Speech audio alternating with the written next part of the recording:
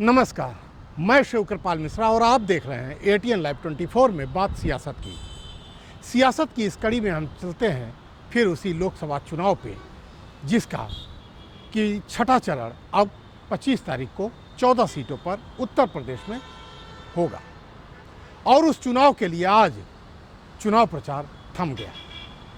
यानी कि आज से अब चुनाव प्रचार में कोई नहीं जाएगा और 25 तारीख को सीधे अब मतदान स्थल पर मतदाता अपना मतदान करेंगे। जैसा कि अब तक 5वें चरण तक के चुनाव को अगर हम लोग देखें तो ये 5 चरण के चुनाव में चुनाव आयोग ने और कानून व्यवस्था को मद्देनज़र अगर हम देखें तो जो कुछ भी चुनाव के चरण 5 चरण तक खत्म हुए वो निश्चित रूप से सराहनीय रहा। कहीं से भी कोई किसी भी प्रकार की अप्रिय घटना का समाचार नहीं मिला।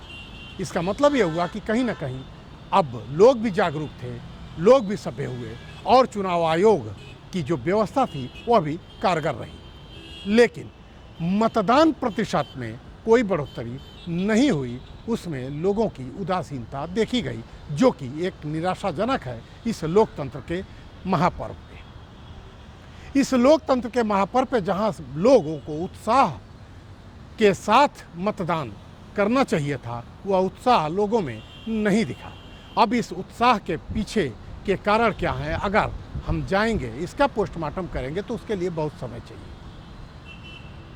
जाहिर है कि इस उदासीनता के पीछे आज की जो राजनीतिक प्रणाली है कहीं ना कहीं वह कारण बनी होगी। फिलहाल आज चुनाव प्रचार थम गया है छठे चरण के लिए और इन छठे चरणों के चुनाव को अगर हम देखें तो सब कुछ लगभग अब पूर्वांचल की ओर सिमटता जा रहा है। जो 14 सीटों पर प्रत्याशी हैं छठे चरण के लिए वह एक से बढ़कर एक दिग्गज हैं और एक से बढ़ के एक बयानबाज या बयान बहादुर लोग हैं। इस समय बयानबाजी की अगर हम बात करें तो ये सियासी बयान ऐसे ऐसे हो चुके हैं कि जिस पर सुनकर अब आश्चर्य भी होने लगा है और देखा जाए तो मतदाताओं के हो सकता है कि अब भावनाएं भी बदलने लगे। हो सकता है कि जो कल तक इंडी अलायंस के साथ था आज वो भारतीय जनता पार्टी की ओर जाने का मन बना लिया हो, या हो सकता है जो कल तक भारतीय जनता पार्टी की तरफ था अब वो इंडी अलायंस की ओर नजर आ रहा हो। इसका सबसे बड़ा हम उदाहरण आपको बताते हैं चलें कि जैसे प्रतापगढ़ के राजा भैया की अगर हम बात करें, जो कुंडा के राजा भैया के नाम से जाने जाते हैं, रघुराज प्रताप सिंह। जनसत्ता दल उनकी पार्टी का नाम है। हालांकि वह कहीं से चुनाव नहीं लड़ रहे हैं। पहले बयान में अगर हम कुछ दिनों पहले की बात करें तो वो अपने लोगों को कहते नजर आए कि जिसकी जहां मर्जी हो वहां वोट डाले, उनकी तरफ से किसी के लिए सिफारिश नहीं है या किसी के लिए कोई समर्थन नहीं है। जबकि उसके पहले वो गृह मंत्री अमित शाह से मिलकर आए थे। हालांकि उस मुलाकात को उन्होंने यादगार मुलाकात बताई और ऐसा माना जा रहा था कि शायद वो भारतीय जनता पार्टी के समर्थन में उतरें और भारतीय जनता पार्टी के प्रत्याशियों के लिए वोट मांगें। लेकिन उन्होंने ऐसा नहीं किया और तटस्थ भूमिका निभाते हुए उन्होंने उस समय बयान दिया था कि वो किसी की तरफ से किसी का समर्थन नहीं करते हैं। उनके जो जानने मानने वाले लोग हैं वो जहां चाहें अपना वोट दे सकते हैं। लेकिन ऐन वक्त पे अब जब 2 चरण अपने पूरे पीक पर हैं और पूर्वांचल में ज़्यादातर सीटें हैं, जिसमें प्रतापगढ़ से लेकर बनारस मिर्ज़ापुर तक आता है, इन 2 चरणों के चुनाव में अगर हम केवल छठे चरण की चुनाव की बात करें तो इन चरणों में जो लोकसभा में ये 14 सीटों पे होनी है, उनमें सुल्तानपुर, प्रतापगढ़, फूलपुर, इलाहाबाद, अंबेडकर नगर, श्रावस्ती, डुमरियागंज, बस्ती, संत कबीर नगर, लालगंज, आजमगढ़, जौनपुर, मछली शहर, भदोही, इन सीटों पर चुनाव छठे चरण के होने हैं, जो कि 25 मई यानी परसों। अब अगर हम इस सिलसिलेवार बात करें जो कि बयानबाजी पे हम कह रहे थे, इसके साथ ही अभी अगर आप देखें तो इलाहाबाद फूलपुर सीट पर समर्थन मांगने के लिए इंडी अलायंस गठबंधन के दो बड़े चेहरे यानी दो बड़े नेता इस देश के गए थे, अखिलेश यादव और राहुल गांधी। उनकी जनसभा में भगदड़ मची और मजबूरन उनको बिना भाषण दिए लौटना पड़ा। ऐसा ही नज़ारा देखने को आजमगढ़ में भी मिला, संत कबीर नगर में। और यह केवल समाजवादी पार्टी के जो लोग हैं और समाजवादी पार्टी के जो मुखिया हैं उन्हीं के जनसभा में हुआ। अब इस पर भी बयानें आने लगी, जहां एक तरफ प्रधानमंत्री ने इस पर बयान देते हुए कटाक्ष किया कि जो भीड़ पैसा देकर आती है वह कहां तक संयमित रहेगी और उनके अंदर अनुशासन क्यों रहेगा और फिर वो आपकी भाषण क्यों सुनेंगे। योगी जी का बयान आता है कि जो लोग आज इस तरह की गुंडई की चरम सीमा पर हैं, कल जीत जाएंगे तो वो किस तरह से जनता को चूसेंगे। जो लोग आज अपने नेता की बातों को सुनने के लिए अनुशासित नहीं रह सकते, जो अपने नेता के कहने पे अनुशासन नहीं मान सकते, वह नेता इस बात की क्या गारंटी देगा कि वह ये इस तरह के भगदड़ और इस तरह की गुंडई को संभाल पाएगा। जबकि अखिलेश यादव का बयान था कि यह जो लोग लाल टोपी लगाकर इसमें भगदड़ कर रहे हैं वह कहीं ना कहीं भारतीय जनता पार्टी के कार्यकर्ता हैं या सदस्य हैं। अब इन बयानों को तीन तरह के ये बयान हैं, योगी के भी, मोदी के भी और अखिलेश यादव के भी। लेकिन अगर इस बात को हम तफसील से आकलन करें तो निश्चित रूप से इसके दो ही मायने निकलते हैं। या तो जनता में वह उत्साह अपने चरम पर पहुंच चुका है कि उसको बदलाव की बयार देखती है अपने नेता के सहारे, या फिर वह बात भी सही हो सकती है जो योगी कहते हैं कि उनके अंदर कहीं ना कहीं अनुशासन की कमी है। और या फिर अखिलेश यादव की भी बात बयान को देखें तो जैसा कि वो कहते हैं कि लाल टोपी लगाकर उनकी जनसभा में भारतीय जनता पार्टी के गुंडे आ जा रहे हैं, जिसके वजह से भगदड़ मच रही है। अभी ये बयानबाजी तो केवल जनसभाओं की है, जो तमाम सीटों पर, जैसा कि मैंने कहा कि अब यह फैसला एक दो दिन में भी बहुत कुछ हो सकता है कि कौन अब किसकी तरफ जा रहा है। जो कल तक भाजपा का था वो आज इंडिया अलायंस का हो सकता है, या जो कल तक इंडिया अलायंस का था वो आप भाजपा का हो सकता है। उसका एक उदाहरण आप प्रतापगढ़ से देख सकते हैं। जो राजा भैया ये कहते नजर आए कि वो किसी का समर्थन नहीं करते हैं, अब वो सीधे इंडिया अलायंस और समाजवादी पार्टी के प्रत्याशियों के समर्थन में उतरते दिख रहे हैं, या यूँ कहें कि अब उनका झुकाव इंडिया अलायंस की तरफ हो चुका है।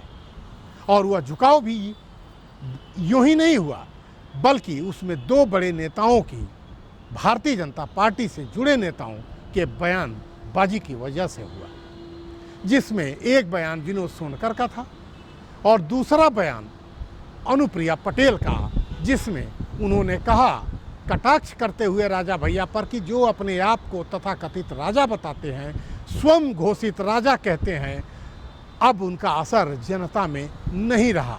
अब कोई राजा रानी के पेट से पैदा नहीं होता है, अब राजा ईवीएम की मशीन से पैदा होता है। हालांकि बयान इस पर बहुत सधा हुआ राजा भैया यानी रघु राज प्रताप सिंह ने दिया कि ईवीएम से राजा नहीं बल्कि जनता का सेवक पैदा होता है और उसकी उम्र 5 वर्ष होती है। अगर अनुप्रिया पटेल को कहीं भी ये लगता है कि ईवीएम मशीन राजा पैदा करती है तो ये उनका भ्रम है और सही बात है। राजा भैया का उस बयान का जो पलटवार था निश्चित रूप से अपने आप में सोचने वाला है और समझने वाला भी है। राजा भैया का बयान कहीं से भी देखा जाए तो उस बयान के जो जवाब में बयान दिया था वह गलत नहीं बल्कि बहुत सीधा और सधा हुआ जवाब था कि ईवीएम मशीन से जनता का सेवक पैदा होता है, जनता का प्रतिनिधित्व करने वाला पैदा होता है और उसकी उम्र महज 5 वर्ष होती है और फिर उसको जनता ही तय करती है कि वो अगले बार सेवा करने लायक है या नहीं है। इन्हीं बयानों के बीच जो प्रतापगढ़ की सीट और कौशाम्बी विनोद सोनकर की सीट। माना जा रहा था कि भारतीय जनता पार्टी के झोली में आएगा, अब उसकी झोली से छटकता नजर आता है। ठीक वैसे ही जैसे जौनपुर की सीट पर माना जा रहा था कि कृपाशंकर सिंह चुनाव शिकस्त देने के लिए वहाँ बाबू सिंह कुशवाहा शानदार देखा जाए तो चुनाव लड़ रहे थे, और ये माना जा रहा था कि यह चुनाव कहीं ना कहीं इंडिया अलायंस के फेवर में जाएगा और पूरी तरह से लगभग राह तय होती नजर आ रही थी। लेकिन इन वक्त पे बसपा से का दामन छोड़ अब भारतीय जनता पार्टी की ओर धनंजय सिंह और उनकी पत्नी यानी कि कृपाशंकर सिंह के पक्ष में चुनाव में आकर और उनके पक्ष में जनता के सामने वोट मांगना इस बात को अब तय करता है कि निश्चित रूप से आज की तारीख में जो कल तक भारतीय जनता पार्टी के साथ नहीं थे, अब वो लोग भारतीय जनता पार्टी के साथ सीधे और मुखर होकर उतर चुके हैं। यानी कि जो जौनपुर की सीट माना जा रहा था कि इंडिया अलायंस के खाते में जाएगी, अब ऐसा नहीं हुआ। अब ऐसा नहीं कहा जा सकता कि वो किसके खाते में जाएगी, क्योंकि अब केपी सिंह धनंजय सिंह के उतर जाने की वजह से पूरी मजबूती पा चुके हैं। ऐसे ही कुछ लड़ाई बलिया की सीट पर देखी जा रही थी। बलिया की सीट पर जहां सनातन पांडे इंडिया अलायंस की तरफ से अपनी सीट पर चुनाव लड़ रहे थे और नीरज शेखर भारतीय जनता पार्टी के उम्मीदवार थे। इन दोनों की लड़ाई कांटे की टक्कर मानी जा रही थी, लेकिन एक प्रत्याशी कैप्टन वैभव सिंह, जो कि वो भी क्षत्रिय बिरादरी से आते हैं, उनके चुनाव में जो एक लड़ाई को बिगाड़ने के लिए वो चुनाव प्रचार शुरू कर चुके थे, जिसमें नीरज शेखर का निश्चित रूप से कहीं ना कहीं घाटा होता दिख रहा था। लेकिन बिल्ली के भाग से उसकी देखा जाए तो शिकार ही टूट गई। यानी कि कैप्टन वैभव सिंह का पर्चा ही खारिज हो गया और आज कैप्टन वैभव सिंह भारतीय जनता पार्टी के प्रत्याशी नीरज शेखर के समर्थन में उतर चुके हैं, जिसको दयाशंकर सिंह यानी जो परिवहन मंत्री हैं इस समय, उन्होंने भारतीय जनता पार्टी में शामिल करा के और उनका समर्थन भारतीय जनता पार्टी के प्रत्याशी नीरज शेखर के लिए ले लिया है। यानी कि जो क्षत्रिय वोट बैंक कहीं ना कहीं बट रहा था थोड़ा बहुत, यानी कि कैप्टन वैभव सिंह के चुनाव में उतरने से उनके एक युवा छवि थी और युवाओं को जो अपनी ओर वो आकर्षित कर पा रहे थे अपने लिए, अब वो नीरज शेखर की ओर जाते दिख रहे हैं। यानी कि अब जो सनातन पांडे, कल तक ऐसा लग रहा था कि सनातन पांडे चुनाव जीत जाएंगे, अब वो जीत मुश्किल नज़र आती है। लेकिन फिर भी ये नहीं कहा जा सकता कि कौन जीतेगा। मेरा कहना सिर्फ इतना है कि यानी कि कल तक जो लोग किसी अन्य पार्टी की ओर मुखातिब हो रहे थे, अब इन्हीं 2 दिनों में किसी अन्य पार्टी की ओर चलते दिखाई दे रहे हैं। ऐसा ही कुछ कहानी डुमरियागंज की भी सीट पर है, जहां से पूर्व मुख्यमंत्री उत्तर प्रदेश जगदम्बिका पाल लगातार वहां से सांसद 2 बार से भारतीय जनता पार्टी की सीट पर जीतते आए हैं। इस बार भी उनको वहां से टिकट देकर भारतीय जनता पार्टी ने उन पर भरोसा जताया। उनके सामने कुशल तिवारी यानी कि स्वर्गीय पंडित हरशंकर तिवारी के बड़े पुत्र हैं। कुशल तिवारी भी मैदान में डुमरियागंज से ही हैं और वहाँ का एक देखें तो जो वोट बैंक है, वहाँ का ब्राह्मण वोट बैंक काफ़ी मजबूत है। वहाँ देखा जाए तो सबसे ज़्यादा मुस्लिम और ब्राह्मण वोट बैंक है और दलित। अब इन तीनों के में से कौन अपना चुनाव और अपना वोट लेकर निकल पाएगा और किसकी झोली में डुमरियागंज सीट आ पाएगी, कहना मुश्किल है। ठीक वैसे ही जैसे महाराजगंज की भी सीट है। महाराजगंज की सीट भी देखें तो काफ़ी शिकस्त देने वाला है भारतीय जनता पार्टी को। इस बार वीरेंद्र चौधरी वहाँ से अच्छा चुनाव लड़ रहे हैं, लेकिन फिर भी वहाँ भारतीय जनता पार्टी के उम्मीदवार लगातार वहाँ से सांसद रहते चले आ रहे हैं, तो उनको इतना जल्दी हिला पाना वीरेंद्र चौधरी के लिए मुश्किल तो है, लेकिन नामुमकिन नहीं कहा जा सकता। यानी कि वहाँ भी चुनाव कांटे की है। और अब आइए फिर से सुल्तानपुर की तरफ। सुल्तानपुर की सीट जो कि पिछली बार मेनका गांधी वहाँ से चुनाव जीत कर आई थी और 2014 में वहाँ से उनके पुत्र वरुण गांधी चुनाव लड़े थे। इस बार मेनका गांधी की लड़ाई उतनी आसान नहीं दिख रही है जितना कि 2019 में दिख रही थी या 2014 में। इस बार वहाँ राम भुआल निषाद के उतर जाने से वहाँ पर चूँकि माना जाता है कि सुल्तानपुर में निषाद वोट बैंक ज़्यादा है, बैकवर्ड वोट बैंक ज़्यादा है, और इसके वजह से वहाँ पर मेनका गांधी की जो सीट है वह भी अब उतनी आसान मेनका गांधी के लिए नहीं है। देखना ये है कि इस छठे चरण के चुनाव में नरेंद्र मोदी जो लगातार इस समय रैलियाँ किए हैं, योगी जी जो लगातार इस समय रैलियाँ किए हैं, इसका असर जनता के दिलो दिमाग पर कितना डाल पाया है। अब तो ये 25 तारीख को छठे चरण के चुनाव में मतदाता इस बात का फैसला कर ही देंगे। और इसी के साथ हम आपको बताते चलें कि जैसे ही ये छठा चरण चुनाव संपन्न होगा, यानी एक तरफ चुनाव हो रहा होगा और दूसरी तरफ बनारस में 7वें चरण के चुनाव के लिए रैलियां इंडिया अलायंस के तरफ से जोर शोर से की जाएंगी।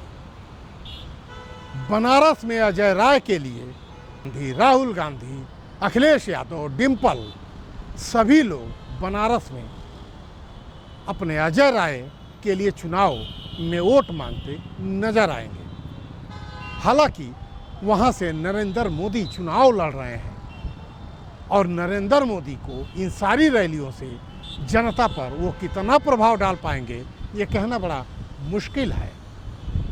वहाँ से नरेंद्र मोदी का वोट वह कितना अपनी ओर खींच पाएंगे, अभी तो सिर्फ इसकी लड़ाई है। जैसा कि कई जगहों पे आप देखे होंगे कि हर मंच से, लगभग सभी मंच से अखिलेश यादव यह बोलते नजर आए हैं कि 79 सीट वो जीत रहे हैं और एक में लड़ाई है, यानी कि वो कटाक्ष करते हैं कि प्रधानमंत्री की सीट यानी वाराणसी से उनकी केवल लड़ाई है, बाकी वो सब जीत रहे हैं। हालांकि ये सभी नेता कहते हैं जब तक कि वो हार या जीत न जाएं, जब तक कि चुनाव परिणाम आ न जाएं, तब तक सभी सरकार बनाते हैं और सभी जीत कराते हैं। फिलहाल आप देखते रहिए, हम आगे के चरणों के बारे में भी तफसील से बताएंगे। ATN Live 24।